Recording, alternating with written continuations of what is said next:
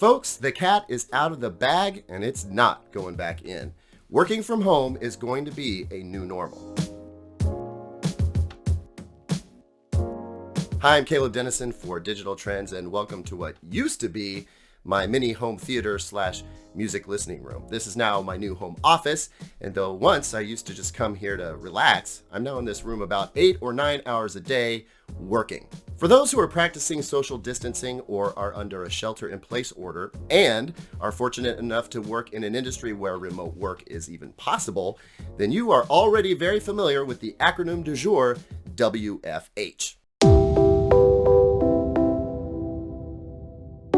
Even for those who may have occasionally worked remotely before, be it at a home or a coffee shop, today's work from home feels very different. For some, it's a brand new experience and requires some adaptation.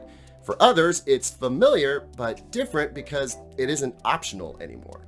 Many folks are converting rooms into more permanent home offices, buying new desks, maybe installing a coffee maker or music system, adding a second monitor like the one at the office desk, or using a TV as a video conferencing screen. So what does this mean for the future of how we all work? I mean, we've had the technology to work from home for years, and going to an office seems less and less essential for some. Now we're being forced to rethink how we do business, and the need to self-isolate during this global pandemic will certainly change work forever. Here's how. Obviously, businesses have had to make changes to stay afloat during what is hoped to be a short-term ordeal. But the bigger picture here is that by force, businesses are learning that if done correctly, a so-called distributed workforce, one which is decentralized, working and collaborating online, can be very effective and cost-saving.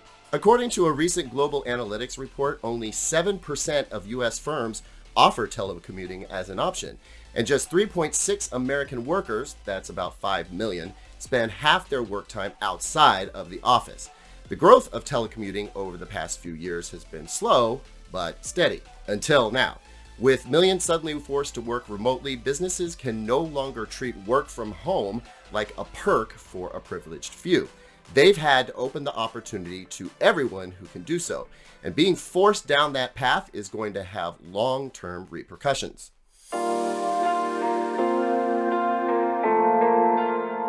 For one thing, data security is a big concern. When you think about all the sensitive information one handles for their job and how that gets shared, whether it's a shared document online or in a Zoom video conference meeting, that information has to be protected.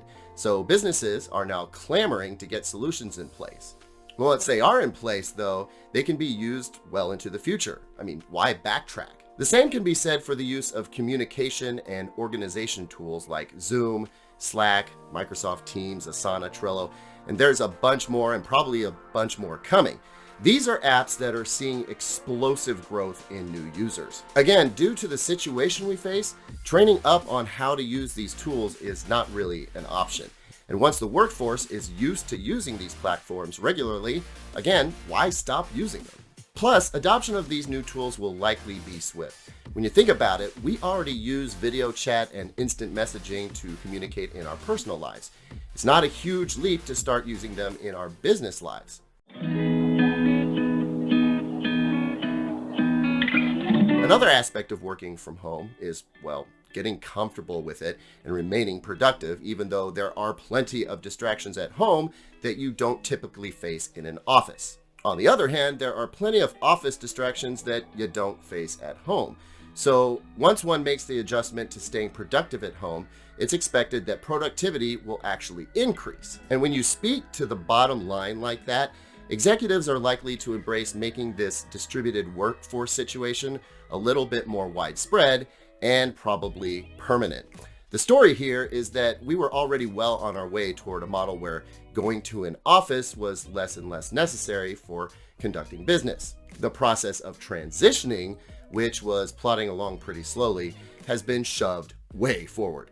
In a way, the need to self-isolate during this global pandemic is forcing the hands of business owners to rethink how they do business. And as the transition is also forced to be hurried along, our timeline for proficient work from home readiness is highly accelerated. Now, once this all blows over and the workforce is allowed to return to their offices, will they want to?